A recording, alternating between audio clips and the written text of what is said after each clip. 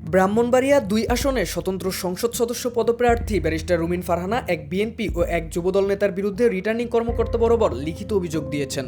মঙ্গলবার ১৩ জানুয়ারি বিকেলে ব্রাহ্মণবাড়িয়া জেলা প্রশাসক ও রিটার্নিং কর্মকর্তা শারমিন আক্তার জাহানের কাছে পৃথক ৩টি আবেদনের মাধ্যমে এ অভিযোগ করেন তিনি। অভিযুক্তরা হলেন আশুগঞ্জ উপজেলা বিএনপির সাধারণ সম্পাদক হাবিবুর রহমান এবং একই উপজেলার যুবদলের আহ্বায়ক আলমগীর খাঁ।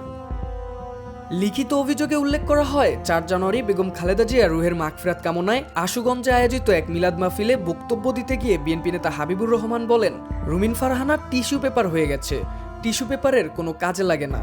এছাড়া গত ১১ জানুয়ারি আশুগঞ্জ উপজেলার শরীফপুরে অনুষ্ঠিত আরেকটি মিলাদ মাহফিলে তিনি রুমিন ফারহানার পোশাক নিয়ে আপত্তিকর মন্তব্য করেছেন বলেও অভিযোগে উল্লেখ করা হয়।